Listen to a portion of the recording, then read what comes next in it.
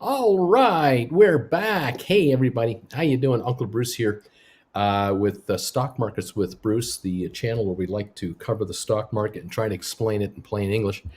Thank you all for being here. We're at this is the 24th of June, Thursday, and we are up nicely on the Dow, the S&P, and Nasdaq. Thank you all for being here. Big news came out here in the last hour.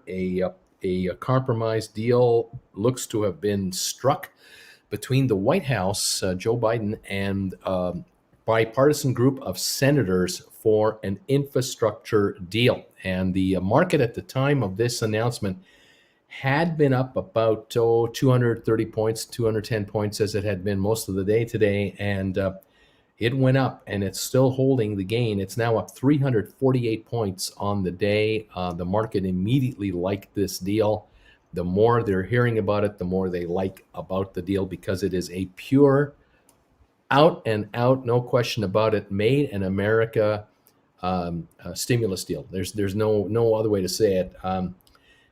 Everything in the bill, from what I can figure out so far, and everything I'm hearing, is good for American business, workers, communities, and it's just a win-win. And it's amazing to us who are not Americans. Again, I'm not an American. Amazing to us how America just doesn't make this package just part of the budget all the time. We don't know. We don't get it. Why these infrastructure maintenance programs, and that's all this is. It's really just a maintenance and keeping up with the Joneses. Why isn't this just normal business in the U.S. always? Why does this have to be a special bill? And why does it have to be a big fight to get it? We don't get it. We do pay higher taxes in some respects than Americans, lower taxes than others. But boy, we sure seem to get more. I guess that's the way I gotta view it. But anyway, what can I say? I'm happy. I'm pleased. I'm happy for America. I'm happy for Americans, and I'm convinced that this will be really good for the markets for years to come. This will be good for public companies, private companies, individuals, cities, towns, counties, states, and the country as a whole, and for America as a trading nation and as a business country. Really good for business, really good. Tourists won't mind either. Casual travelers, business travelers, we're not going to mind. Fewer potholes on the roads, restored bridges. How can you complain? But I got to warn you, there are many politicians and people in sort of a position of influence. That's what I'm looking for. There are influencers out there. I'm not talking about YouTubers. I'm not talking about us on the air, like not guys like me. There are influencers out there in communities around the United States who may or may not try to poo-poo this, or will gloss this over and try to forget about it very quickly, because it isn't going their direction at the moment. You have to understand something about this infrastructure thing. The American infrastructure system is in such trouble. It's in such massive trouble. This is going to take a decade to really show itself fully. So many of you out there may not live long enough to see it if you're elderly. Many of you may not live to see it or will not see the benefits of a lot of this infrastructure if you're not in all 50 states. You may see some improvements in your area here and there, of course, depending on where in the U.S. you live, obviously, and or where in the U.S. you travel to or travel from. But a bunch of airports, seaports, and highways and bridges and what have you will be improved. But this is a decades-long arrangement. This is not a one-year wonder turnaround, and you cannot repair what needs to be repaired in 6 months. No. So the good news is the work is available for years and years and years. The bad years, it's going to take years and years and years to get the work done. And so some of you may or may not, you may forget about this thing as if you don't notice in your neighborhood there are construction signs going up and all kinds of activity happening. That won't remind you about the infrastructure deal. But rest assured, this will be an ongoing thing for a long, long time. And it will have this constant effect to drive the U.S. economy further and faster forward. It's a positive move, a really positive move. Congratulations to all who've been able to come up with a deal. The trick, of course, now is the leaders in the Senate and the House have to drive this thing through the committee and get it to a bill so the president can sign it. And this will still take a while yet. But today was a big day, and there was an initial reaction on the Dow so far. This is just a reaction. This is not all there is to it. It is likely companies like Caterpillar and all the FANG stocks, all the high industrial companies will all benefit from this infrastructure program for decades, for year after year after year, quarter after quarter after quarter. Benefits of this infrastructure deal will reverberate through financials of many, many corporations, be they private or public. In 2 years from now, when you see the third quarter for General Motors numbers or the third quarter of the Caterpillar numbers, there may or may not be anyone talking about the infrastructure deal that was negotiated today in their financials in 2 or 3 years from now, even though a chunk of their results can be directly attributable to what happened here. So I preach patience, and I preach moderation and expectations. I want you to tamp them down a bit, that this is good, this is long term, this will take a while, this will last a long time, and it'll be spread out over a wide area. But it is, in the end, ultimately, a much better situation to be in than not have anything at all, which has been the case for I don't know how long. Okay, there you go. That's my little rant there. Thank you for joining me. Stocks that I'm following, that we follow here, they've been down for most of this time frame that I've been off the air since I've last saw you. I'm looking at SoFi, for example, at $20.92 a share, down 48 cents. Gotta tell you, something interesting happened to SoFi about an hour after I got off the air. I was off the air, and it was sitting around 21. Let me just see here. We were sitting at around 21. Will this work for me? There we go. 21.20 or so. And the shares all of a sudden took a shot to 21.55. Just like lightning, they just went way up. And I was wondering what's going on. I'm looking at my TV, and there's Josh Brown, who's one of the money managers, talking about SoFi. The chart of SoFi is beside his head. He's talking about SoFi. I rewound my TV to see what was going on, and found out that a viewer had sent Josh Brown one of these video questions. What do you think about SoFi? Is it a good trade right now? That was actually the question. Is it a good trade right now? And he answered the question the way I hoped he would, and said, no, this is not a trade stock. This is an investing stock. And he came out and said, I like the company. I like all the areas that they're into. And I like them long term. I like them today. I like them next week. I like them next month. I like them next year. And his attitude is, pick this stuff up and put it away. And the stock had an initial shot to 21.55. And then it backed off, and it kind of hung around the 21.20 range for a while longer. But then ultimately, just short of 1 o'clock this afternoon, it began to back off, and is now sitting at 20.95, and we're at about around the low of the day right now. Now, another one of the panel on the halftime report mentioned something about the lockup period is expiring at the end of the month. I would watch for that, and the comment I'm getting and the reaction I'm getting is that there are some key people involved in the deal, either the SPAC, the PIPE financing, and or inside SoFi.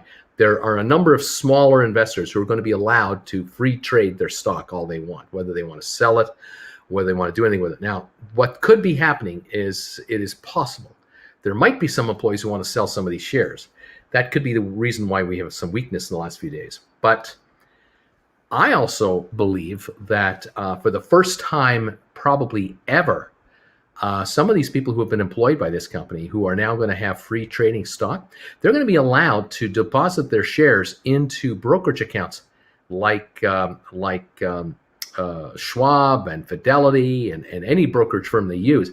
And they now have marginability possibilities. In other words, if they need some cash for they want to fix their engine on their car, or they want to pay off a credit card for $5,000 or something like that.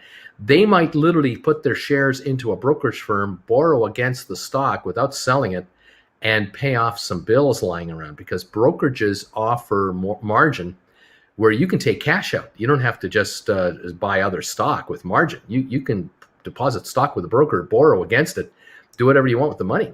And since it's all electronic, it's just a transfer from one to another. So if you have like a Schwab account, or you have an account at Bank of America, or whatever firm you're using, you may well have your bank account tied into your brokerage account, and you can just transfer money from your brokerage account to your bank account, from your bank account to your brokerage account, and you can transfer some some margin money over to your checking account and pay bills.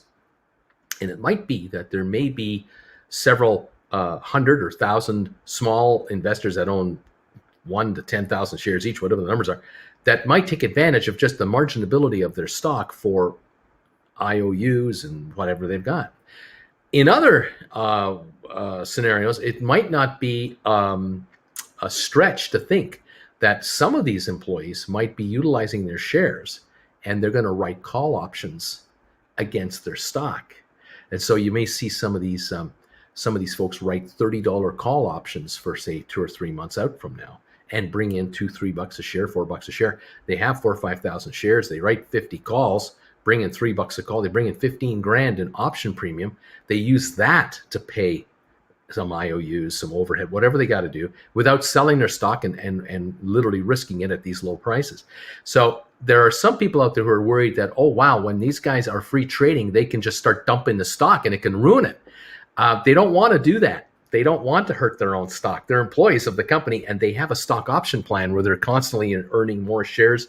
Every time they get paid, they're putting a percentage of their check into a savings plan. The company's probably matching it, and they're acquiring more shares. They don't want the stock to go down. But if they can utilize the stock as an asset, then they'll use that. I also would not be surprised if some of the employees will utilize the shares as collateral against loans that they have or are seeking to have.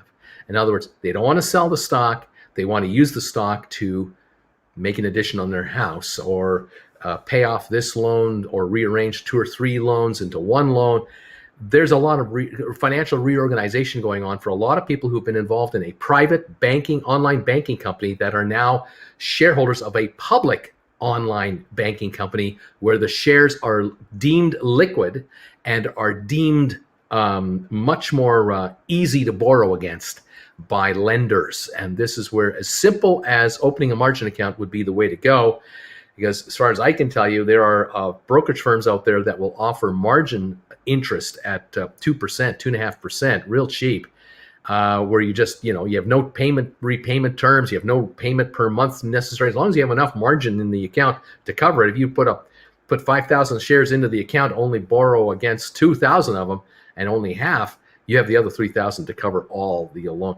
You're never going to get a margin call ever. You'll be able to carry a debit for months, years if you want. And this could help with people in their cash flows. I have seen scenarios where employees are allowed to start trading stock. And what it means now is there's more liquidity in that market. More shares can trade. And that's when you start to notice larger players coming in to start trading the stock. Because a number of hedge funds want to play the swings on SoFi, but they don't want to move the stock 50 cents up or down if they only come in for 100,000 shares.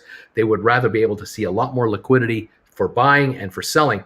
And if you bring in more market participants by freeing them up, you increase the marketability and liquidability of this stock. And that actually could be a positive. That could actually move the markets higher, believe it or not, with increased liquidity.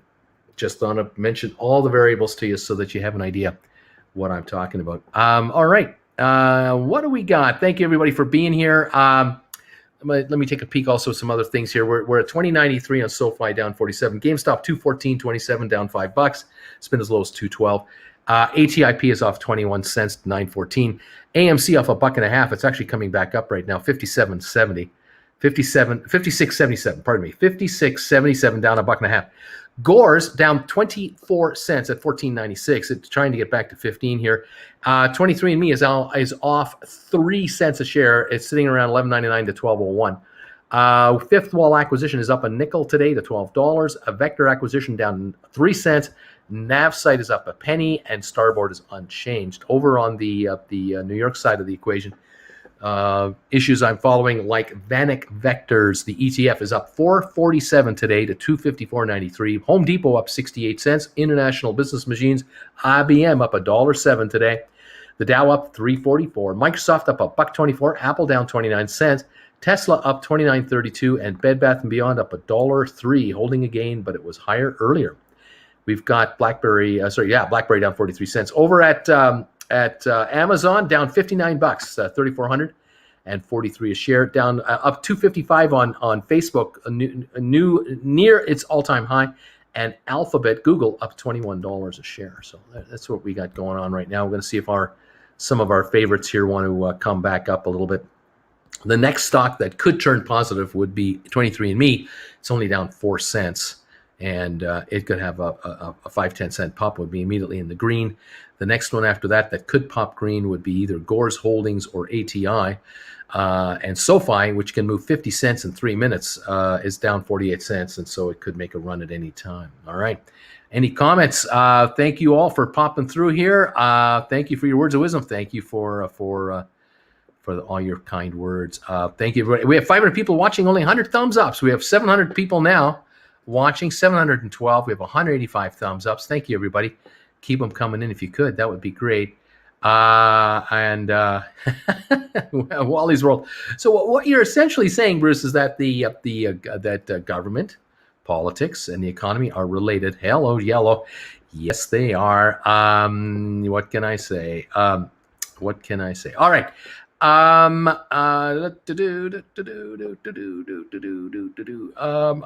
Bruce. I went all in on SoFi and bought the dip, 528 for 10 calls. 21st of January, $20 strike. Is that too high? 528 for 10 calls, $20 strike price on SoFi. So you're $1 in the money or so. It's a premium. There's no doubt, but you've got time. And so let's see what happens. Let's give Bruce thumbs up. Thank you, everybody. Uncle Bruce, can you explain what happens to the stock that is called away at expiration in the money, given that few people exercise? Does it go to the money makers? No. What happens, Dr. G, is this: if you have shares, let's say you have one contract against 100 shares, and your stock gets called at the very end of the contract, and you're taken out on, say, GameStop at $280 a share. You get $280 a share into your account. That's $28,000 just sitting there. And you're under no obligation to do anything. You can take that money and run, or you can reinvest it in the market, or you can put it right back into GameStop whenever you want. The next opportunity you have to trade the stock. As far as the shares themselves, the 100 shares will be delivered from your brokerage firm to the DTCC for settlement, which will then go to another brokerage firm that Chicago will dictate they go to, because it is the Chicago Mercantile Exchange, generally speaking, that gets the notice of exercise from the individual or entity that wants to exercise call options. Might be only one person trying to buy 100 shares, might be somebody trying to buy 1,000 shares, and they're exercising one call here, 2 here, 3 here, and so on. Those shares get delivered to the brokerage firm where that client actually is. That client has already paid for those stocks, for those shares. That $280 a share was already deducted from that client's account before the transactions even started. And so at the end of the day, one client has $280 a share in their account, and another client has stock in their account, and the $280 a share of money is out. And that's the end of it. And the person who's long the stock now can do whatever they want with the stock, whether they owe the stock to another brokerage firm, they transfer it then to another house to cover a short position if that's their situation, or this individual for whatever reason, wanted to get the stock in their account as actual stock and not hold options, or they didn't want to sell the option, cash in, and just have the gain or loss or whatever. Whatever reason they wanted to exercise, they had the right to do so. It's a contract, and the contract is fulfilled. The writer has fulfilled their end of the deal. They've got cash in their account. The buyer of the contract has fulfilled their end of the contract. They exercise, and that's the end of the story. Only we can make a difference. Don't vote for bozos in that lobby for the 4-lane expressway to nowhere or bridge. Potholes are a bugger. Put them in there and cover them up. Let's see, Dr. Walter Bishop. Did I miss anything? No, not a thing. Not a thing. There's nothing going on. Let's see.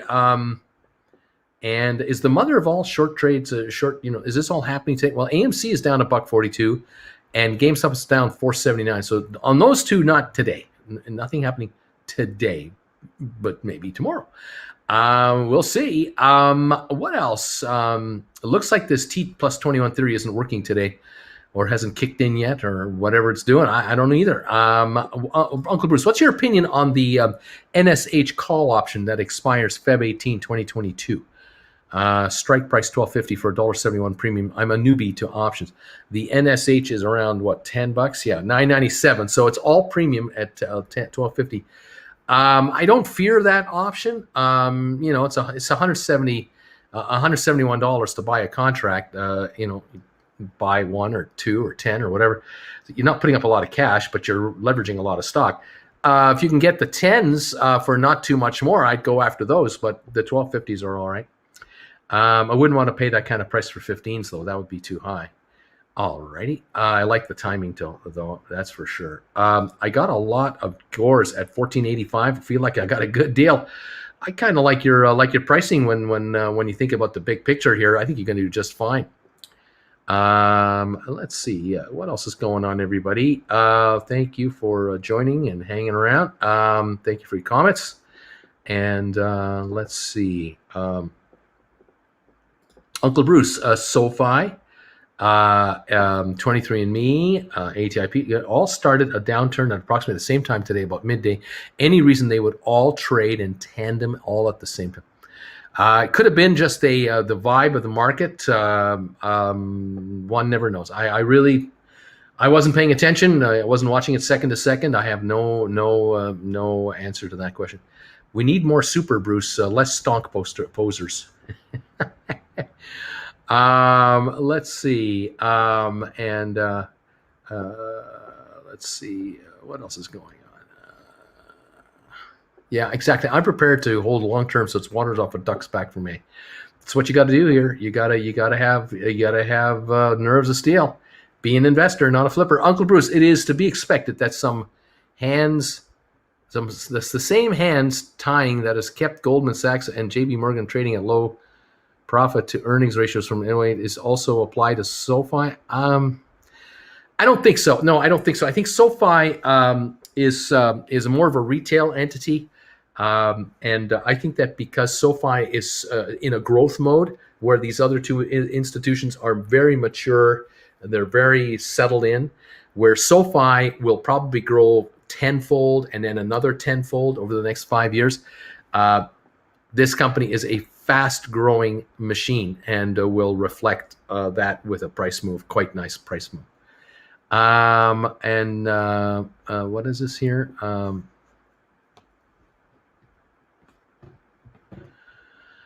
I like to sell this, buy this advice, but I just changed it with 30 key. Okay, so Dave is saying I just put $30,000 into 401k. What's my first buy? What should I do with it? That's what you're asking me. Yeah, right. Okay. Well, you know my favorites. You know what I've said about my favorites. If you want to spread it out over a number of issues, there you go. Which of the SPACs have already become regular traded companies. You know that Gores is the next one on the list. You know the other three behind it that are coming. So you've got to determine for yourself which way you want to play this. Options, stock, both. Do you want to just buy all stock and start writing contracts right away? You might want to play that angle. Dave, you've got a lot of choices to make, and there's no rush to make a decision. Evan agreed GameStop needs an announcement to create some sort of catalyst. Well, they've had two this week. Raised $1.12 billion, and the CEO is now a member of the board of directors. Two announcements have come out, but I hear you. You guys have this eagerness to get going. I understand. Time and patience. I wouldn't be surprised if the short squeeze never happens. Regardless, GameStop's looking better than it ever has. Certainly one of the best plays of the year. Patience. GameStop is your strongest stock right here of a bunch of them that I follow. As far as cash on hand, no debt. No, I'm not. When I say that, I talk about the SPACs and GameStop. I'm not comparing GameStop to Apple or Microsoft or IBM or don't get going there. But it's in pretty good shape. Cheryl probably did pay too much, but I was fed up waiting to be in the money. Carlos, SoFi, Gores, ATI, all had big similar time sell-offs. Someone's shorting Bruce's SPACs, maybe. Jen, agreed. If squeeze does happen, the whole market will collapse. Not sure if anyone except apes want that to happen. Let's see. Other comments here. Thank you, everybody. SoFi is a threat to some big money. They don't want to give up their paycheck. Don't forget, it's a growing economy, too. The economy of the United States is growing dramatically, which means more banking services are needed now. Many, many, many Americans do not have a bank account. SoFi might be the exact vehicle they need to have that bank account. So we'll see what's going on here. What's going on? Okay, Uncle Bruce, do contracts have some sort of a serial number to track them? Say I sell a call, it goes through to so many number of buyers. If the buyer exercises, does it trace it back to my own stock? No, it's just a lottery. You could write a call contract, and an hour later you could get exercised. Stock goes up, you get exercised within an hour. You just wrote it. You could write one and not get exercised till the very last minute.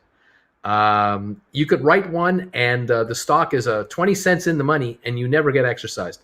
The option holder doesn't bother. They have 20 cents. I'm not going to bother trying to make 20 cents on this deal. Forget about it. I'll just give it up. You might never get exercised. You never know. Let's see. Wouldn't mind a deeper SoFi dip to pick up 100 more. Thank you, Brad, for the donation on PayPal. Appreciate it. That's nice of you. Let's see. What else? Music to my ears, Uncle Bruce.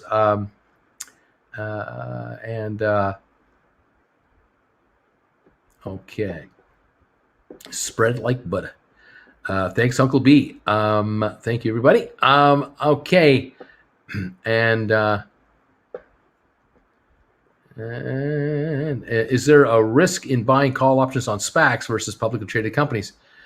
Not really. They're just as risky or not risky. It all depends on the kind of option you're buying and how much time you have, what the exercise price is, how far in and out of the money you are. I mean, you can get really scary contracts on any stock out there if you want, or you can get very conservative type traded contracts as well. It's a wide open deal. 329-point gain for the Dow right now. We have 32 minutes to go in the day. We got S&P up 24. We got NASDAQ up 85. GameStop at 213.30 right now, down $6. The low was 212.66. SoFi down 50 cents. ATIP is off 21 cents. AMC off $1.45. Gore's down 17 cents, and 23andMe off 8 cents. So it's a negative day on a lot of the stocks we're following, but it's a positive day on the big board. And kind of weird how that works sometimes, but that is what it is. Let's see. And I'm considering an NSH call, $10 for 243 expiry February. Yeah, that's one of them right there. That's an okay buy.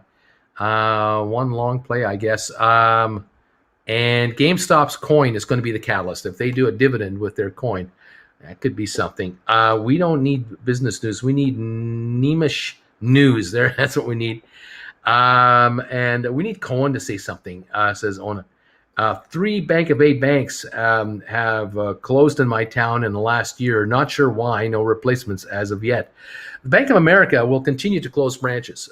They will consolidate their branches. They will thin them out, and they will encourage more of their banking to be done online. That's the case for all banks with branches out there. It's terribly expensive to run them. They're inefficient, and there are these banks who've decided that instead of having 5 branches in a town, we'll have 1. Instead of having 15 branches, we'll have 2 or 3.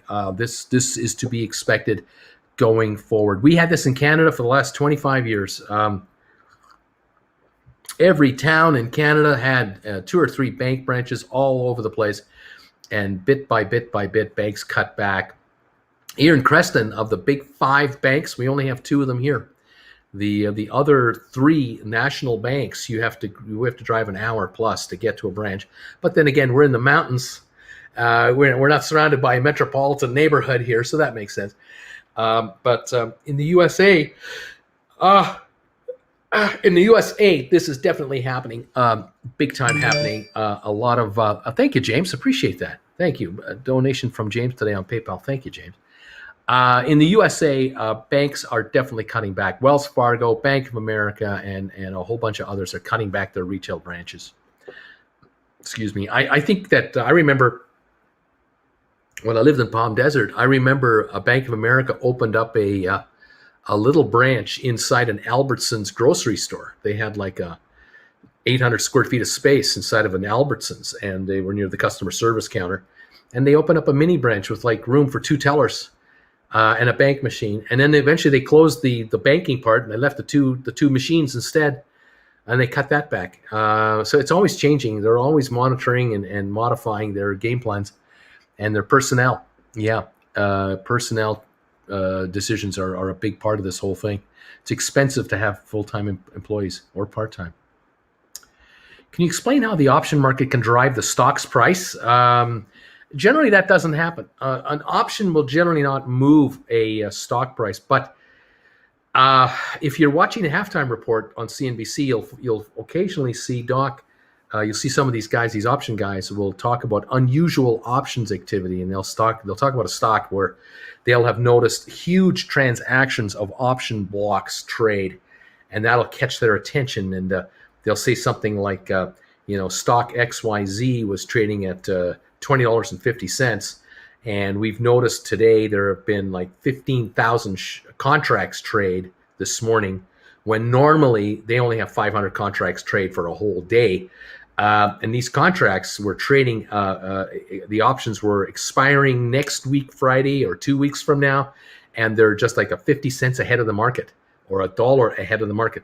So the options guys are reading into this going, well, somebody buying these options is expecting the stock to go up and above this exercise price, $1 ahead of where the stock is. And so they think that's a hint that maybe somebody believes something is happening that could be something good. Maybe the company's coming out with a financial report or some kind of a press release or something. Maybe someone's trading on inside information that shouldn't be. But that doesn't make the stock go up, but it makes awareness of the stock go up. Oh yeah, and then people start to look at the stock and the options, either join in on the option trade, and they just buy some themselves, or they buy up the stock in the open market, figuring if the stock goes up, instead of going up $3 or $4, only goes up $1 or so, at least I make a buck on the stock. Whereas that contract might need a $1 or a $2 move on the stock to really pay off, and so there's always that. Anyway, Bruce has negative beta. How about that? The local banks just end up being places where a homeless person sleeps at night. Then no one wants to go to the ATM smelling like a photo party. There's that problem. David, Wells Fargo closed in my town. They blamed it on Corona. They put an ATM at the supermarket. Yeah, well, what they've really done is they've cut their overhead dramatically. No more rent for the spot. No more property taxes. No more insurance, alarm system, security systems, and full-time employees. And you're talking about saving $100,000 a month per branch minimum, I would think. Aid, mentor Bruce, would you say it's worth educating myself on option Greeks? Would I be at a disadvantage? Let's say risk analysis wise, if I don't. Aid, I mean, if you're into it, great. The classes that I'll be running will go into some of this kind of stuff, but not deeply, really, because this really is not what I don't base my philosophy, or have not based my past philosophy on options with this kind of stuff. But for some folks, they can't get enough of this stuff, so knock yourself out. Vincent, it's always been surprising to me how far behind banks have been on the technology curve, where we're overdue for companies like SoFi to come in and shake it up. I agree. Vincent, you're absolutely right. This banking world should be completely on here by now. I know here in Canada, I can do, I'm doing, in my case, 95% of my banking on this. Jennifer, probably the same. Yeah, or on our laptop. I mean, it's just taken over. Ona, I bought a house a few years ago, off of Bank of America. I offered them 60 grand cash. They took it, laugh out loud. After I paid them, I had it appraised. It appraised for 250,000. Well, congrats. They didn't even know what they had. Again, because you were probably negotiating with someone at Bank of America owner that wasn't in your town. You were dealing with the bank, quote unquote, but the person making the final decision was, who knows where, and they probably had a desk of files a mile high of foreclosed homes they were dying to get rid of. And you've done well, and I congratulate you. Mother of Bompine, number 303. We have 303 thumbs ups. We are at 318. Yeah, 318 thumbs ups. Thank you for getting me over 300 thumbs ups, everybody. We have 25 minutes left to go in the day. I appreciate the 303 thumbs ups. If you can keep them coming in, I do appreciate it. That helps this channel get exposed to people who don't know we're here. A lot of people don't know this channel actually exists, and maybe they should know all about GameStop, and they should know about SoFi, and they should know about ATIP and GHVI and ME. You can help them do that. Just help me with thumbs ups, and that'll spread the word. Goals for the next 30 days to get to 100 shares of GHVI, to write covered calls, pick up more SoFi and GameStop. Right on. Good goals. David Atlas, I am sitting in a sea of red. Best Buy says, Ona, that is sweet. Yodi, damn it, Jim, fire sale. Carlos M. FWAA has been one of the best performers, yet zero news or meetings. No contract, no option contracts either, by the way.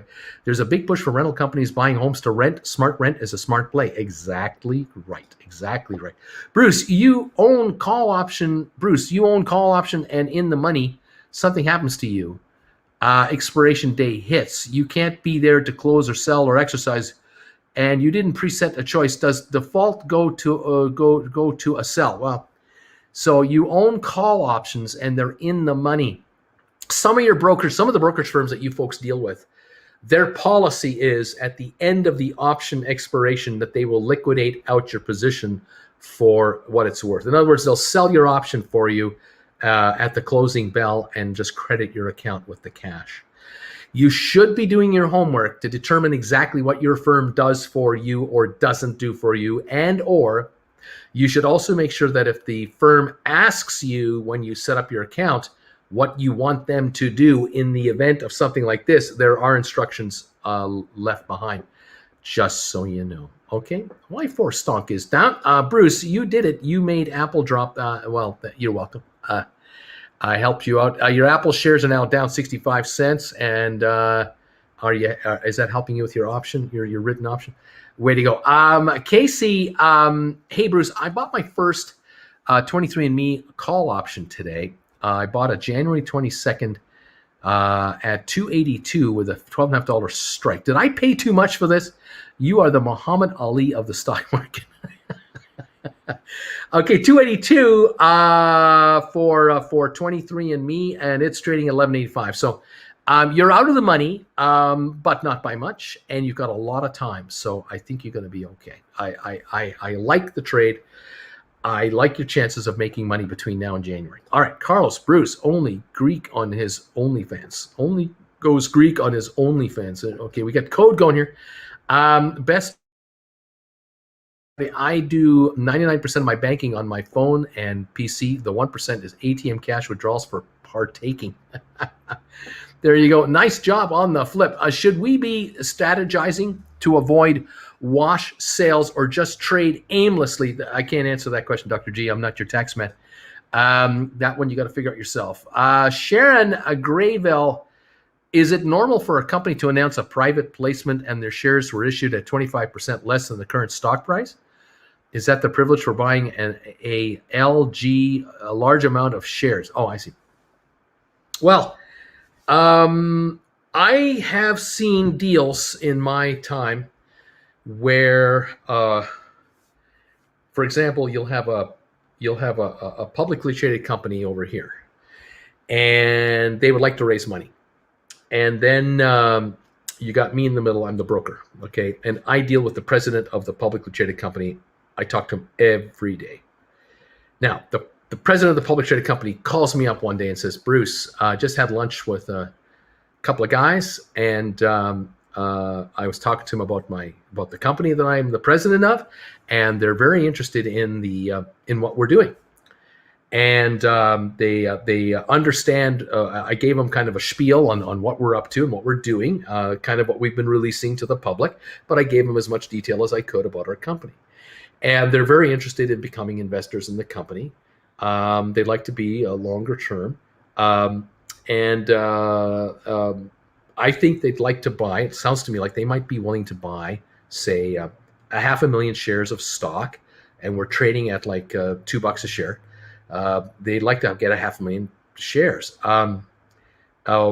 What's the stock right now? Well, the stock right now is 195 to 205. You know, that's where you're at. He says, well, I'd like to do a deal with these guys to get a $500,000 out of them, but can we do it at 170 a share? I said, we can do anything you want. This is a free public market. We can make great things happen. So he said, okay, I'm going to have the guys contact you so they can open an account with you. And they will then deposit the dollars into your brokerage account, and then we'll arrange a block trade. I said, great, get that done in a couple of days, no problem.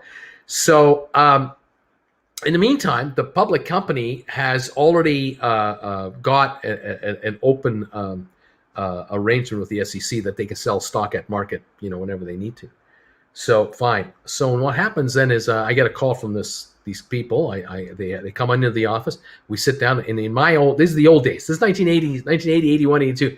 In the old days, we'd sit down and open up an account form by hand, writing out a three-piece piece of paper. They deliver a certified check for whatever amount, $500,000. Pop that into our account, and we then open the account. We fund it, and then we arrange a block trade with the public company for the next morning or something like that. So then I would call my floor trader and I would say, Barry, I need to cross 300,000 shares between an account that I have and another account that I have at $1.70. What's the market? Oh, it's 195 to 2. I said, is there much buying between 195 and all the way down to 170? I was about 4 orders, but I can get rid of those. We'll do the cross, and then I'll get it back to 195. Okay, so I said, go ahead and cross 300,000 at 170, and right at the bell. And so what he would do is he would sell stock at 195 and 190 and 188 and 182, and then there would be no bid because no one's expecting a bunch of stock to come in first thing in the morning on this little penny stock. Stock would be, he would put in a 160. He would you yell out 300,000 across 170, blah blah blah. And he'd get it done, and then he would go 185 bid on blah, blah, blah. And he put a 185 buy order back on the stock, and the stock's 185 to 205. And he shorted some stock. He shorted maybe 8,000 shares to get the stock down there. Then he put it back to 185, and now he'll slowly buy back up to 8,000 shares between 185 and 195 to cover a short position over the next couple of days. No big whoop. I call the president of the company. We just crossed 300,000 shares. And typically the president of the company say, well, we're all here. I'm here and the clients are here and we're all delighted. Thank you, Bruce, so very much. And handshakes all around. And these guys now got themselves some stock. Now, I've seen deals and I've been involved in deals where these kinds of deals are done at, again, a discount, but it's between insiders. So you've got a large shareholder of a company, but he's not the president. He owns maybe 15% of the stock, but he's just an investor. And then he brings me a buyer for a bunch of his stock and says, I got a guy who wants to pick up $500,000 of my stock. And we want to do the deal at a set price. And we want to do it on the market. And so, again, I would then arrange a block trade and get it all. It's all legal. It's all above board. There's nothing wrong with it. It's normal business, happens all the time. And it would be done at a discount, or sometimes it's done at a premium. Because sometimes if you try to buy a bunch of stock, you'd run a market. And if it's a very difficult market to get, you might have to pay a premium. Other times it's just done right at market. And that can be done too. So anyway, I have been involved in deals that happen off the market. In other words, the market is 195 to 205, and we do a cross at $2 a share, but it's a private transaction inside our brokerage firm. We've done that, and we charge each client a $200 fee for the service. We're the clearinghouse. We clear the deal for them. Again, that's a negotiated deal off market, not a problem. It's within the market parameters, No issue whatsoever. It doesn't have to be reported unless the seller has to report the trade. And in my day, you had 15 days to report a sale if you did a sale, if you were deemed to be a part of an insider group or a block of stock that was part of an inside block. No big whoop, regular stuff. SoFi and banks remind me of the EV situation where SoFi is forward thinking and the banks never bothered to keep up. Then again, these banks are the size of gigantic cruise ships, and the SoFi is a powerboat, and they can go. They're like a Sea-Doo. They're going everywhere, man. They're really moving, but they don't have as much baggage as the banks have. And they don't have as many assets, but they're growing quickly. Indeed, they are. 2093 on SoFi. With 15 minutes to go, 2093 down 47 cents. GameStop 212.77 down 650. ATIP 919 down 16 cents. AMC 56.76 down to 153. Gores 1503 down 17 cents. ME 23Me 1180 down 24 cents. It's down across the board what I follow. The big market up 338 for the Dow and holding. S&P up 25. NASDAQ up 91. I can tell you that in the next few days and weeks, you are going to hear a lot about this infrastructure deal as analysts get into it, as the meat and potatoes of this deal become apparent as it goes through committee and as it going through the House and the Senate. If it gets approved, every analyst worth their salt will be analyzing this infrastructure deal to give us a handle on what it means to the U.S. economy and what it could mean for the U.S. stock market.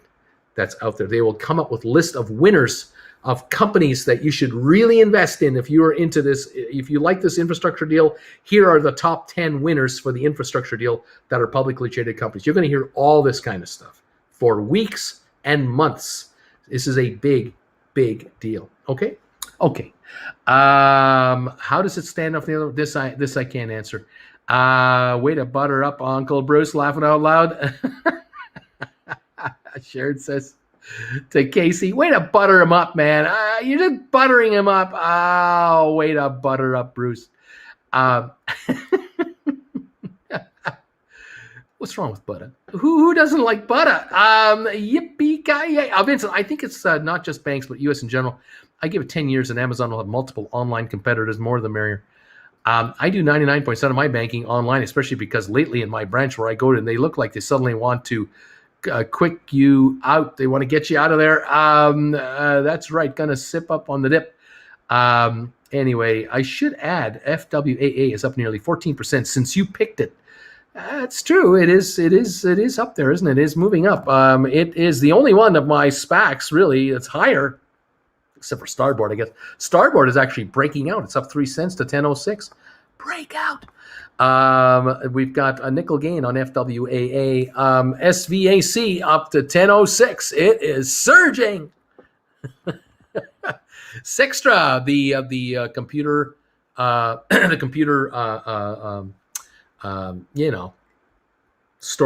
data storage company. That's the company taking them over. Server farm company. That's it. The server farms. I couldn't remember that name.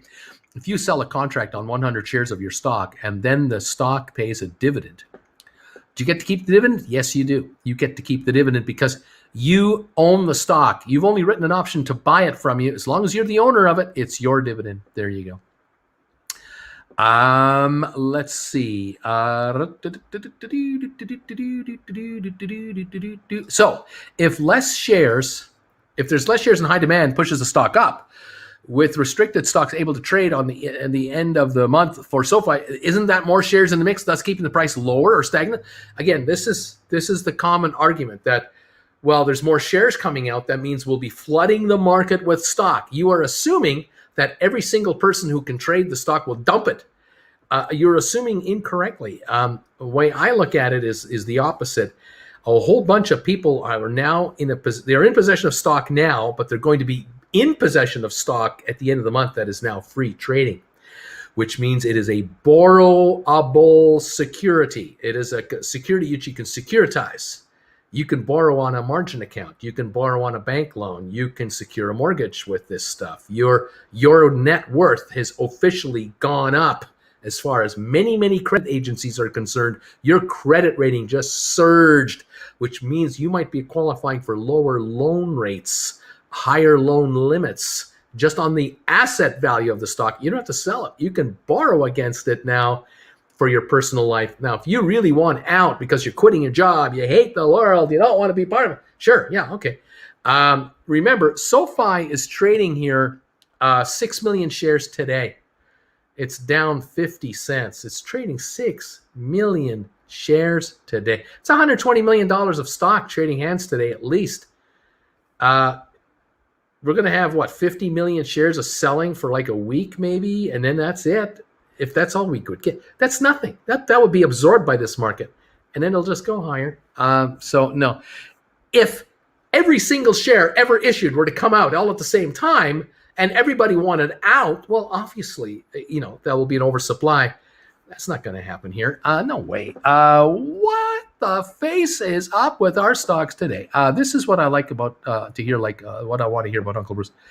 The merchants of it all, mechanics of it all. I like the mechanics of it all. Can I assume the same mechanics, just more computers, less people? Yeah, same mechanics, all computers, less people. You are correct. GameStop just keeps going down. It's terrible. The world is over. My stock is dropping. It's all gone. I'm dying here. If you wrote options, you'd be happy. Just saying, there's happy people out there right now. What can I say? There's an alert on Fidelity about them importing more toys, actually talking about company fundamentals. Not sure which company we're talking about here. It'll be up next week, I'm sure. Dr. G, thank you sincerely for all the sage advice. By the way, Uncle Bruce, is our newest favorite topic on the operating room, spreading the word. Oh, my God. Oh, I'd hate to wake up in the middle of the operation and listen to these doctors talking about Uncle Bruce and his stock picks on YouTube. Oh, who's this guy? How's my kidney doing? Oh, no. That's funny. That's interesting. I tell you, I have to say, I do get reports from people who tell me that they talk about me to their different friends. Then they tell me the groups they're talking to or who they're talking, and I'm just blown away that I'm kind of not the talk of the town, but it's kind of, I'm not used to this. Okay, Eddie, BW, still, it is highly sorted, and maybe someone wants to take advantage of when this share comes available, they can get them cheap. It's true. Look, Eddie R. Eddie could be right. Yeah, could be wrong. I have seen it. I have literally seen it where an announcement comes out from CNBC that, today shares of blah, blah, blah might be under pressure because 45 million shares are free trading today, whatever the number is. Stock goes up 5%. I've seen it all, kids. I smell money. As much as being a Bruce millionaire overnight would be nice, this past week has been a rough ride. Can we get some gains again? When can we get that? Well, we just have to wait this out. Love these stories, Uncle Bruce. Look at 3 months. Look at 3 months on GameStop. Just another step in our bullish ladder. Just take a look back. Hi, peeps. Ashley, how are you? Hello, Ashley. Welcome back. I sold 2 option contracts for January 2022 with a strike price of $6.50. Thank you for the cash on that GameStop. Win-win either way. That's right. They're going to take you out. They're taking you out at $6.50. In the meantime, you got a bunch of cash, and you can use it any way you want. Beautifully done. Heck, look at one year should be booming in the 300 soon. Sharon, I'm confused about buying call options. Is it better to buy in the money or out of the money calls? This is why we're going to have a class. These are questions that we're going to go into. There's no one right answer, actually, Sharon. There's a number of reasons you consider both. I swear, Emmy is going to give me a heart attack. I'm down $4,000, but I should just chill and hold, right? Yes. You're an investor. Just forget about it. Just relax. Just chill. It's okay. It's going to be fine. It's going to be okay. Okay. I've already been looking at it, laughing out loud. Next month, 300s will be the 200s of now. You'll be pissed if you sell. Butter needs oregano. Oh, Newman. See, ever have a client who bought a bunch of really good or sleeper stocks and they didn't really check on it much, hands off, and one day they checked and they were doing phenomenally well? I had a personal story. I have a personal story on this. My business partner and I, we took a company public back in the late 80s and early 1990s, and I had issued, I had arranged with my business partner that we were going to sell shares in a private company at 20 cents a share to investors. Seed, we called it seed stock. Then we were going to issue 40-cent seed stock, and then we issued 60-cent seed stock. So we did 3 tranches of shares over about a 1-year time frame. And during that 1-year time frame, when we raised money, we were building up our little business, larger and larger, little publishing company. And we were in the middle of getting our company to the point where we would take it public at $1 a share. That was our objective, was to go public at $1. And we were telling the 20 centers and the 40 centers and the 60 centers, all the shares you're buying here, you'll eventually have free trading stock one day. When we're trading on the open market, we're going to go private, we're going to go public at $1 a share. That's the objective we have. And stick around. And they said, great, yeah, but no problem. Bruce, here's some money. I hit up everybody. I hit up every relative, every friend, every client that I ever had. And between my buddy and I, we raised, I think about, back in 1987, 88, 89, we raised about, $500,000 or something like that. And that funded us for the first 2.5 years easily of our company. We were very frugal with the money. We were the only 2 employees, and we were not being paid big money to be doing this. And then we did all our prospectus work. Anyway, we took the company public at $1, and we were trading on the open market. And I think after 3 or 6 months, all the shares that we had issued at 20 cents and 40 cents, 60 cents, all became free trading, and people could do whatever they want with them. And our stock at one point had gone to 110 or 120, but then it was at 80, and then it was at $1, and it was at 60 to 80, and then eventually we ran out of money, and we had done a couple of business deals, and they weren't working out, and our stock was sitting at like 15 cents a share. And I had talked to all of the investors that I'd ever put into the stock. I was always in touch with them, and I said, never sell the stock if you don't have to. Because even if we go broke at the very, very end of it all, no matter how little the stock is worth, do not sell the stock, because we have one more asset, one more ace card to play in our deck. And that was, between my partner and I, we controlled 70% of all the shares ever issued. We had 70% of the company. And we only ever sold 30% of the company. And we were able to negotiate, we knew, control of the company to another group by selling our stock and giving a new group a total control of the company, 70% of the vote, and a publicly traded company with legitimate shareholders, so that they could then vend in their business into this shell, which is now a shell. It's like a SPAC. It's a SPAC with no money, though. And they could vend in their business into a publicly traded company and now move on. And my partner and I would sell our stock to this group for like $1. And we would walk out and we would salvage our investors, because these new guys would be promoting their exciting new business. And the shares could then trade at 50 cents, 80 cents, $1. And as soon as they hit $1, everybody would be up, or at least even and up. And that's exactly what happened. After 4 years, we ended up selling the control of the company to another group, an oil and gas company. And as luck would have it, within 3 months of us doing this deal, the oil price went up nicely. And the oil market was humming in Calgary, just humming. And so the shares of this little company of ours were now trading at like $1.50 to $2. They'd never been there before. And the one day they were trading at $2.20 a share. And I had been for weeks on the phone to talk to all of my former shareholders, who are, again, former clients, relatives, friends, anyone I ever knew. And I phoned a guy that I hadn't been able to reach. I found out he was in London, England. I phoned this gentleman, and it was about 11 at night. And I said, I hope I'm not calling it too late. He says, actually, no, I'm still up. What do you got? What's going on? I said, well, you remember that stock you bought when I sold you that stock at 20 cents a share way back when in 1988? And this is like 1992. He says, yeah. He says, I was in Calgary at that time. I'm living in London, England now. Hang on a second. Let me see if I can find that. So he goes into his office. I can hear drawers opening. He goes, oh, here's something. And there's a couple of envelopes here. And he opens up an envelope and says, I got them right here.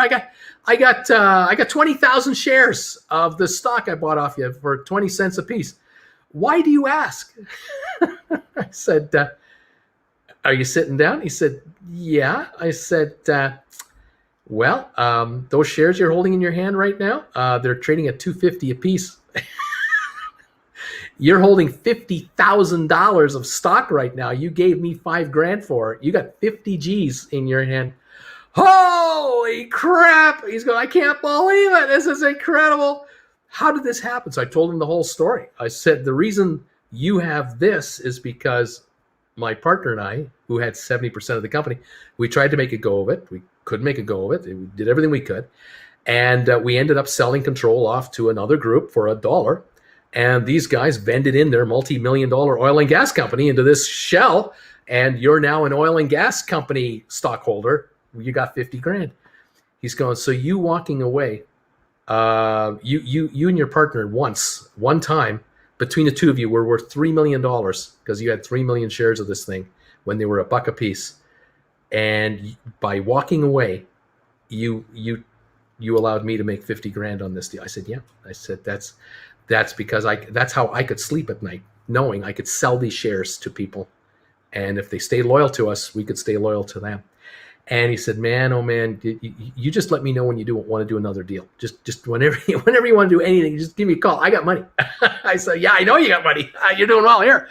And so this happened on a number of occasions. But this one time, I had an investor who had no idea he was up 12 and a half times his money. He had no idea he was up that kind of money. And he had just a ton of dough in his hands. And it was wonderful. It was just a wonderful thing, and I was delighted to tell him. I think was he worth that? Yeah, 50,000. He was worth 50,000, and he'd given us $5,000. And he said this $5,000 to him it was nothing. If I lose it, I lose it. I gave it to you 4 years ago. I don't miss it. Well, you're not going to miss it anymore. It's going to be part of your life now. So figure out how to sell. He says, yeah, I got to find a broker. So that happens once in a while. And that was one of those really happy calls that I could make. Another one was to my father-in-law when I told him that he was up a lot of money. I was happy to do that because he had bought a lot of stock in my company too. We are done. We're closed for the day, and the final count is in. 2087 on SoFi, down 53 cents. GameStop closed at 212.65. ATIP closed at 922. AMC at 56.68. Gores at 1501. ME at 1188. The Dow closed with a gain of 322 points today. S&P up 24, NASDAQ up 97.8. That is our complete end of the day figure at this point. And on GameStop in the aftermarket, we're at 212.99, up 59 cents. Nothing going on. And we had an up day to start the day on almost all of our stocks. We were ahead of the curve first thing in the morning. Couldn't hold it, and at the end of it all, we ended up with slight losses across the board. Dips occasionally come your way, and you have to take advantage, and that's just the way it is. There you go. Anyway, have it. There you have it. Welcome to the welcome to the show. Welcome to the markets. My $23 SoFi calls are dying tomorrow, and they're worth 6 cents right now. Yeah, your $23 call is $2.13 out of the money. What you need tomorrow morning in the first hour is a run. You need SoFi to make an announcement. You need someone to say something. You need an analyst to write a report. You need a miracle, man. And let's see if something happens. I know you haven't got a lot of money into this thing, so it's not a big whoop. But John, I'm crossing my fingers for you, and hopefully you'll get a shot tomorrow morning, and maybe you can salvage some money out of this thing. I have been involved in options. I have to admit, I have personally owned options. When it was years ago, where I was sitting on a situation just like this. The contracts were 6 cents each. I bought them for 40 cents, and I had 20 of them. Put $800 on the table. Now I'm sitting on $120, and I thought, hell with it. I'm gonna ride this thing out till Friday. And wouldn't you know it, that during the morning, not much is going on. It was up a little bit, and the contracts were like at 4 or 5 cents each, threatening to go to zero at the end of the day. And come noon hour, the stock made a run. And, after $1 or $2, the contracts were like back to 8 to 10 cents. And you're sitting there going, Jesus, should I take my 8 cents now? Or should I hope for more? And you're looking at the clock going, I'm down to 4 hours or 3 hours and the market closes. What do I do? And with 2 hours to go, the stock is up another 20 cents. And the contracts are now 11 to 12 cents. And you're sitting there going, I'm in there at 40. They're sitting at 11, 12. What's going to happen? Then with half an hour to go, the stock's up another 50 cents. And all of a sudden, the contracts are 25 to 30. And you're sitting there going, I got a quarter here. And in the last 15 minutes, the stock was up $1. And all of a sudden, the contracts are worth 85 to $1. And in the last 5 minutes, the stock goes up another dollar, and they're at $2 each, and I'm selling them with 5 minutes to go for $2 each. And that's happened like once in 100 times. All the other times, nothing ever happens, and it's just misery, and they die worthless. And it's a capital loss against capital gains, if there are any. And you move on and go, I shouldn't have done that. You shouldn't have done that. Why would I do that? Why did I buy those? But that's how it goes sometimes. Welcome to the crazy world in which we live. Anyway. Anyway, John, there to have it. Good luck tomorrow, John. Let's hope you get a nice run here, and we'll see what's going on. Okay. Saw a post about the Citadel CFO resigning. Thanks for clearing that up. I was thinking the same way you were. I just needed confirmation. This is boring in comparison to this morning. Any chance you can talk about vaccination or global warming? Thank God I'm colorblind. Red, green, left. I don't know what these mean. I only have 35 GameStop. I can't write only buy. Hell no, I won't buy those GameStop options. Sorry, Bruce, I forgot to add that it was GameStop that Fidelity has the report about for importing toys, and some talk about GameStop fundamentals. Oh, okay. We'll see what's going on here. I must exercise patience. This past week and a half has been brutal on my account. I must have patience to buy when I can, assuming the fetal position right now. Thumb in the mouth. There you go. And so, got to take a doctor a little more seriously when they ask you if they can pick your brain on a topic. Laughing out loud. They are really screwing with our T plus 21 expectations. Thanks for the encouragement. Let's see. Yellow. Uncle Bruce making me money. Let's see. This is going to be fun. I sold GameStop call way out of the money, expiring tomorrow. We call that beer money. There you go. You got beer money this weekend. I'm down 31 grand. Just chill. No big deal. It's all fine. I'm looking forward to Wally's winning name for whoever gets the furthest away. Let's see. Let's see.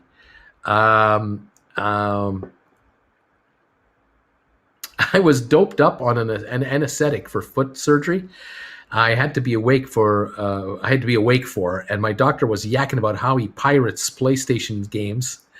He can afford video games on a surgeon's salary, just like a cheapskate, though, that guy. That's funny.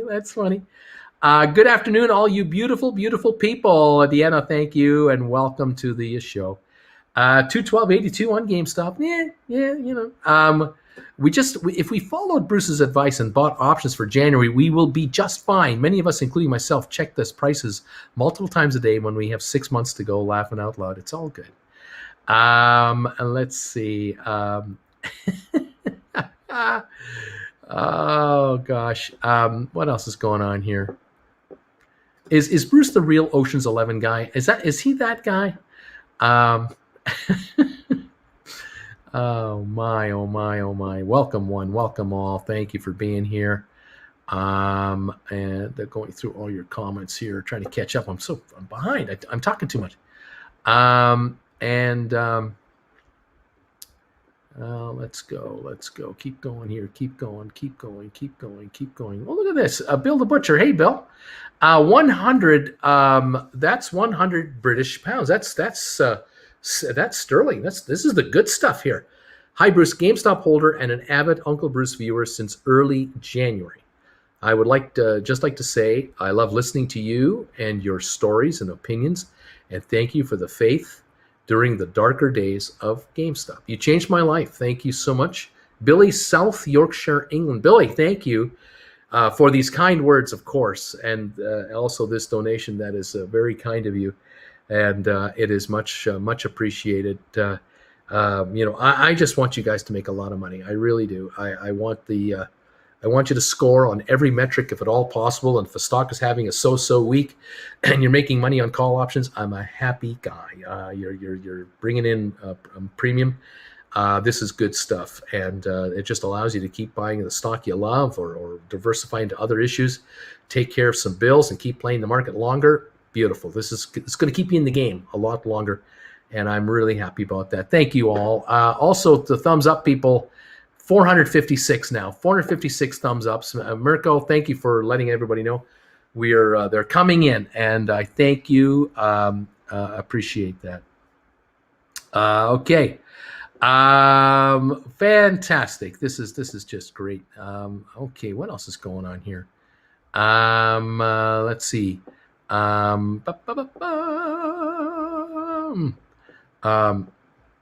Bill the Butcher, thank you, buddy. Again, yes. John Jepson, thumbs ups for Bruce. They're coming in. Thank you all for the thumbs ups. We have 476 thumbs ups now. They're coming on. Only 23 on the downside today, so we were about a 21-to-1 ratio on up versus down. Thank you for that. Keep those thumbs ups coming in. We're at 480 now. We're about to hit 500 thumbs ups, and I do appreciate that very much. GameStop 213.11 up 70 cents right now. Just a little pop there. Oh, we got a new member here. Darren. Hey, Darren, welcome to the group. New member today. Nice to have you join the party, pal, and come on by. This is nice. Appreciate it. We're going to be 109 in Sacramento on Saturday. We're going to have here 6 very hot days consecutively. This will be our first real stint of hot weather. We are expecting a high of 99 this Sunday, 104 Monday, 106 Tuesday, 106 Wednesday, 106 Thursday, 102 Friday, and 99 Saturday. So 1, 2, 3, 4, 5, 7 straight days of highs, 99 or higher for 7 straight days without a cloud in the sky expected here in Crestonia. And so we're going to be a bit warm. I'm certain that we will have the air conditioning on for quite some extended period of time as we survive it. Fantastic. The heat is a-coming. Welcome, Darren. I'm happy you're here. And there you go. Bruce said it would be days like this, weeks like this. Buy the dip. There you go. There you go. Let's see. I missed the stream today. Any noteworthy news or stock movements? The infrastructure deal looks like there might be a deal. There might be a deal between Democrats and Republicans to make this happen. Very interesting. Marcus is saying thanks, all bagel people. Let's see. What else we got? Darren T. Mahalo. Let's see. Edmonton's going to be hot too, and I can't wait. I wish I could buy the dip, says anti-PC. Well, it's a warm one. Going to be a warm couple days, but it is summer, isn't it? 2093 on SoFi, up 6 cents in the aftermarket right now. And ATIP unchanged, 922 final trade. Gores Holdings, 1501, $15 in the aftermarket. 23andMe, 1182 on the aftermarket, down 6 cents. Nothing going on here. Very quiet. Yeah, very quiet in the aftermarket so far today. The heat is on Creston next week. Yes, get your thumbs up for your you-know-who, what's, and give them to Bruce. You asked for it, Bruce. We're giving you thumbs ups. You want them, we're giving them to you. We have 501 thumbs ups right now. We are now a 21-to-1 ratio between thumbs ups and thumbs downs because of your thumbs up generosity. Thank you very much for having the gumption to want to give me a thumbs ups today. I appreciate it. It's a down day for a lot of you. And I appreciate these thumbs ups anyway. Uncle Bruce, is there nobody on here that has options expiring tomorrow? I think we all need to hear Brucey say, and what did you do to break the silence? As always, Uncle Bruce, thanks for being you. Yeah, anybody got options dying tomorrow? How you doing? Is anyone going to make money with their options dying tomorrow? I'd be curious to know. GHVI, any news? July 20, the date is official for July 20th to the shareholder vote. It's official. The stock closed at 15.01. It actually broke 15 again. Had been under 15 all afternoon. Down only 19 cents on Gores, so we got back over 15. 385,000 shares, though, kind of quiet. But we now know July 20, and a bunch of folks today started receiving GHVI material in their email. The proxy vote, the proxy materials for the shareholder vote started arriving in people's emails today. So Gores, the legal department, and the securities lawyers for Gores, who have been ready for weeks, they've had all this documentation ready to go, now officially can let it out. And so it is arriving in people's emails. And so now you know, if you're a Gores shareholder, you know this deal is on because you're getting the stuff to vote on the deal. So there you go. Alrighty, I was waiting for my big SoFi payoff to buy the dip today.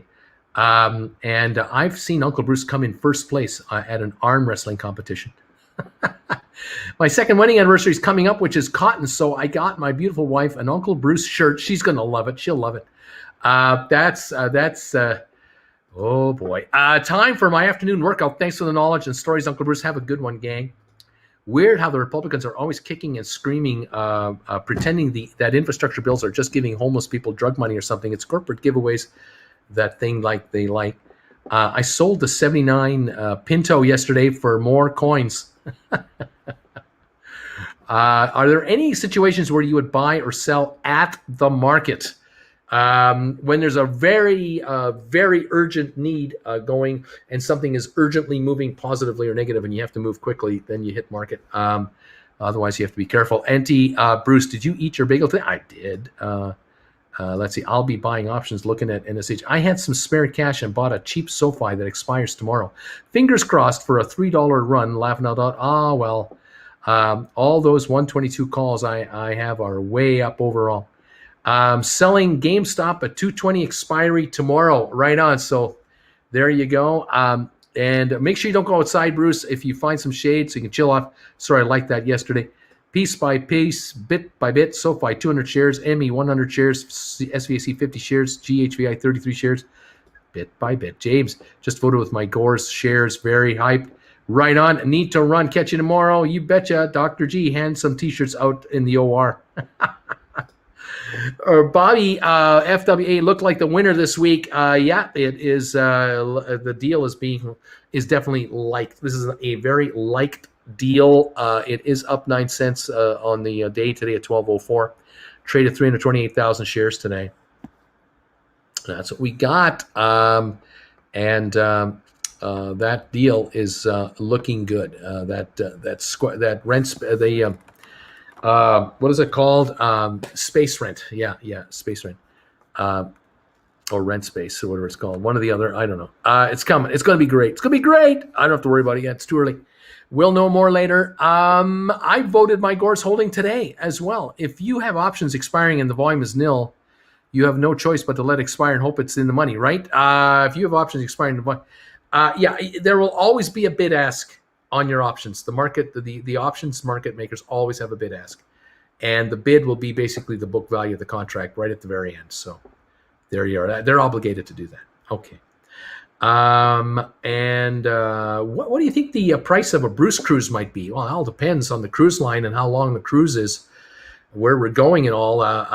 But I'll let you know. I mean, when I know, I'll let you know. I've heard, though, that so far cruise prices are much higher right now on the rebound. They're way up. The demand is unbelievable. So going to be a while before we do something. Smart Rent. Thank you, Carlos. I've had a long day today. Smart Rent. Bruce, I don't want you to leave, but since it's so quiet, why don't you go and get some extra rest for tomorrow? You're my boy. Bruce, thank you. I don't want you to leave, but, it's so quiet. There's nothing going on, man. It's like Deadsville, baby. There's nothing happening. Oh, my gosh. Let's see if there's anything else I wanted to tell you today. I think we've kind of covered most of what we have to do. Excuse me. Yeah, I'll tell you the story about my father-in-law. This is about 1993, and I had my partner and I had wound up our public company, and we'd sold off control to another group, and that group was an oil and gas group, and as luck of the draw would have it, the oil and the gas market got hot. And the shares that we had been issued for all the years were moving up in price. So they had never been as high when we ran the public company as a publishing company as they were with this oil company. The shares actually reached about $3 a share, and maybe even $3.50 if I recall. And my Jennifer and I, we knew within the family who had stock. And we wanted to make sure that all of our relatives were aware of what was happening and what was going on, and that they're going to be all right with their investment. That the company that they wouldn't lose, quote, all the money that they'd ever given Uncle Bruce. And so when we got the deal done, we told everybody, just hang tight now, because this new company's taking over and they're in the oil and gas business. And then we told these folks where their oil wells were, and they went, oh, that's like 80 miles from so-and-so's farm over here. And so they knew, they've heard of this company. Oh, we know those guys. Yeah, they drill all the time over there. So, well, they're the guys who took over the company, and they're doing really well right now. The stock could really do well. Oh, yeah, we'll hold these shares. You just tell us what to do, Bruce. Tell us what to do. I remember between Jennifer and I, we told her dad what to do. He had about, oh gosh, I think he had about 30,000 shares or something like that. He had bought stock and he bought stock he wasn't telling us about. He bought shares on the open market. He wasn't telling us. And because he was a fan, and he wanted to support the stock and all this stuff. So anyway, we finally figured out where he had it, and then we helped him arrange to sell it all. We got it all done through his banker in the town he lived in, Alberta, and he couldn't believe how much money he got for this stuff. He just couldn't believe how much money. And he said, "Are you guys okay?" I said, "Grandpa, this is not money out of my pocket. This is money from the market. It's okay." It's the market reflecting on what they think this oil company is worth, and you got a piece of it, and now you're cashed in.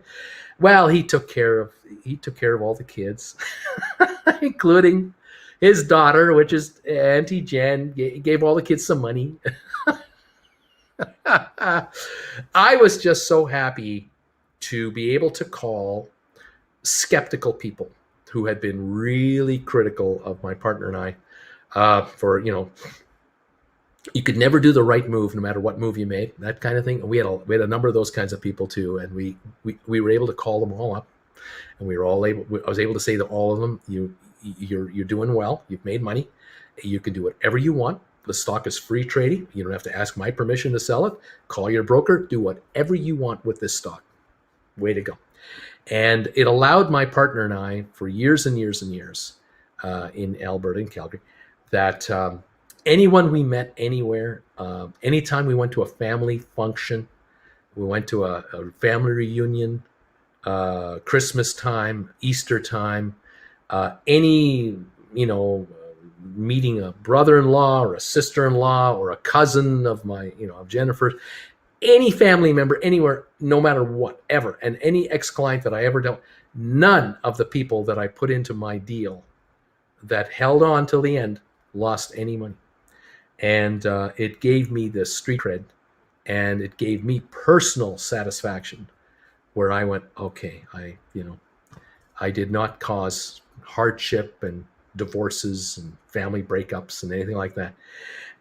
And so that was really nice. That was really one of those things where you just kind of go, okay, and it's all good. But I tell you, it was a long grind. We took the company, we tried to take the company, funding the company starting in '87, and we left the company in about '93. It was by '93 it was all over, and it was a 6-year run, and it was incredibly stressful, and it was incredibly challenging. It was thrilling.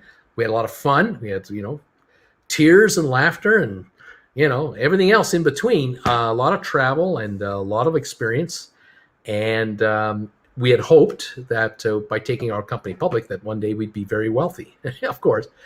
But we realized that out of all the companies that ever go public, just a few ever make it, and circumstances were out of our control that did us in, and yet we ended up in a situation because of the way we set the company up at the very beginning. When my buddy and I got together, I suggested to him, here's how we're going to do it, because in all my years of brokerage experience, if you end up at the end of the day with a public company that business plan has been blown up, but you still have control of the corporation, you still have something with which to salvage something with. And that's exactly what we ended up with. We ended up with a huge control position, and it was perfect for the company coming in. We had 7 companies that came to us. There were 7 private companies that wanted to go public at that time. They all approached us, and a couple of them made us some offers we didn't even look at. Others were interesting, but this one deal, this last deal we took, the one we took was the best one for our shareholders and ultimately for the investors. And it worked out for the company too. The company that took us over, it worked out beautifully for them because they were able to raise fresh capital at I think $1.50 a share. They raised money. They raised more money at $2 a share, and they raised a couple of $1 million to drill, and the oil prices were up, and so they were selling at top dollar. And they went on there. Well, they ended up merging with another oil and gas company that merged into another one. But I think it was about 8 years later, there was another oil crash. And I think that oil crash did in whatever they were part of, whenever they were part of it. But I don't know if any of the guys we dealt with were ever still involved. They may have long sold out too.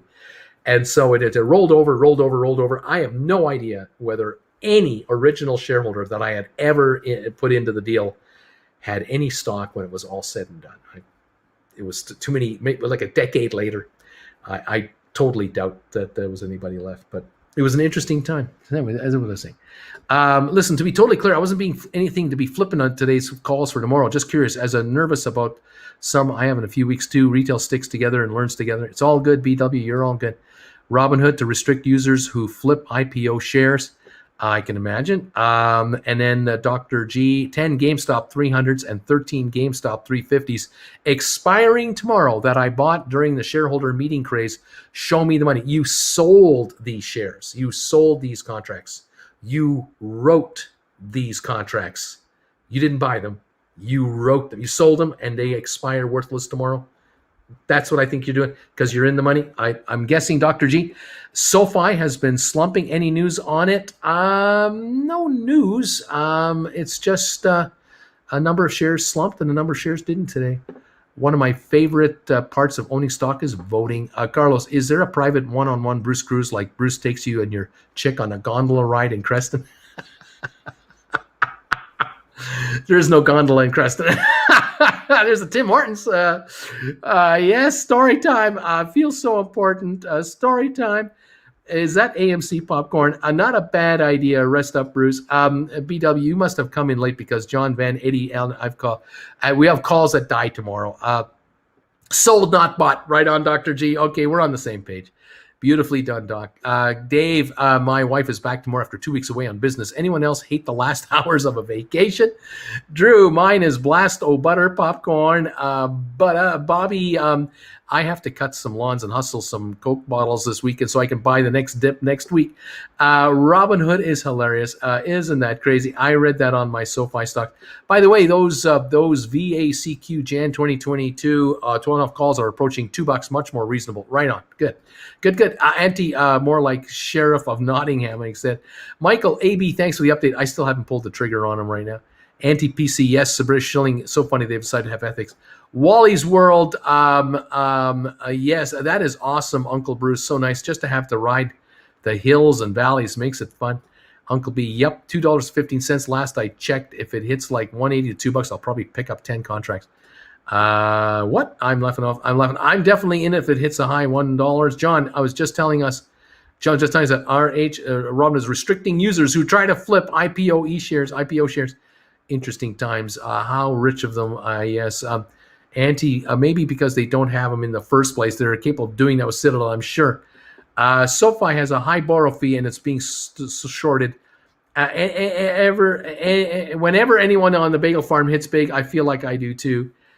Drew is clapping. Nice, Drew. Nice job. There you go. Well, all of you out there who've written call options on various positions that expire tomorrow, if you're expiring, if your contracts are expiring worthless or you're buying them back for pennies, I congratulate you. I'm very pleased. Those of you who've written calls to expire next week, Friday, there's no pressure on you. I hope these shares are under a little, come down a bit for you. That's what it is. But, you never know. Tomorrow could be a blockbuster day. Tomorrow, all these stocks could be up substantially. And who knows? Every day is a new day. It's never the same day twice. Mr. Mojo rise in positive sentiment for a stock driven by speculation that the stock will eventually become a Reddit stock is concerning. But I feel I just like the stock. SoFi for life.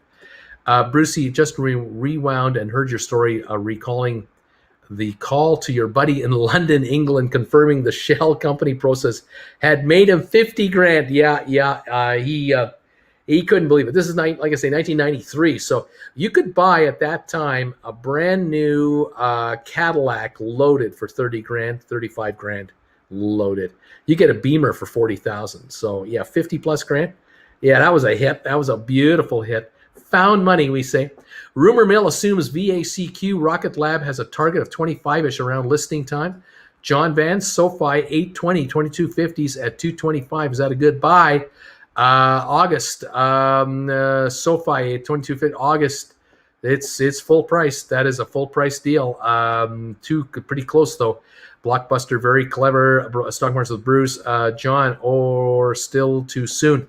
Where's the lovely observe thyself? Maybe we're not encouraging the stock enough. Instead of SoFi, we should call it SoFly. Laughing out loud. 727 to work. Hey, Bruce, why don't you make like a tree and get out of here? SoFi laugh. I'm all over VACQ, AB. I have a good feeling about them. I'm loading up whenever possible. I already have 300 shares and several calls in January now. Sharon, Carlos, you could pick a fruit in Creston instead of the gondola. That's true. You could pick a fruit here, not a gondola. That is what's going on. We're up 1 penny on VACQ to $10.30. So 375,000 shares traded today. Nothing going on really. No news. We got nothing to talk about. And that's where we're at. Well, I am going to take your advice. I'm going to say my good nights now. And I'm going to say thank you, everybody, for being here today. Nice to have you here. I'm noticing a headline is shutting us down. The Fed's stress test shows big banks can withstand global recession, clearing the way for payouts, share buybacks to resume, and they might be able to do higher dividend payouts. So that could be good news for the banks tomorrow. Let me double check here on the aftermarket right now on a couple of these guys. Here we go. JP Morgan closed at 152.51. It's now 153.34, up 83 cents on JP Morgan. The aftermarket is good there. And then over at Goldman Sachs, they closed at 368.75. They're 371.29. They're up 254 in the aftermarket. So Goldman Sachs, JP Morgan, and you can imagine all the other banks are up now on the aftermarket because of this news here from the Federal Reserve. The federal stress test of banks will probably allow them to increase dividends and do share buybacks. Good news for shareholders. Interesting. Bruce's Plums, Uncle Bruce. So will you come and visit Tampa, Florida? Oh, I would love to do that. The way GameStop is going, it looks like I'm going to have to buy a 2022 Lambo instead of a 2021. Laughing out loud. Good night, Uncle Bruce. We'll see you in the morning. Thank you, Bruce. Thank you, everybody. Let's see. Been catch you buying up markets at Stealth Action Warrior. See you tomorrow, Bagel Gang. Wait, why is Uncle Bruce closing down early? Why? Bye, Uncle Bruce and Bagel Family. See you tomorrow. Punch the thumbs ups on the way out there, guys. And Fruit Belt Creston, you could hire yourself out to some farmer, make some cash to easy stock. True, nothing to talk about here. SoFi spells out in the IPO rule that there's a blackout period where you can't sell. As a shareholder, you are part of the pipe for DNAA and so on. Thanks, Uncle B. I was hoping to buy more tomorrow. No argument here. Thanks, Uncle Bruce. Take care, and we'll see you soon. Have a good rest of your day, all. Thank you, everybody. Shill y'all tomorrow. Night, Uncle B. Have a great one, Uncle Bruce, and hearts to all of you, too. Okay, guys, we'll see you in the morning, 8:30 Eastern Time. Let's see what we can do tomorrow. Maybe we can make some money tomorrow. It's Friday tomorrow. Option expiry day tomorrow, so who knows what kind of shenanigans we'll be watching. Thank you, thanks, big guy. Uncle Bruce is closing early because it's a school night. Good night, Uncle Bruce. Take care, everybody. Thanks as always, and thanks for the great advice and help, Uncle B. Thank you all for being here today. Appreciate it. Tomorrow, stonky folk, we'll see you. Goodbye, Bruce, and later, y'all. Thanks, B. All right, guys.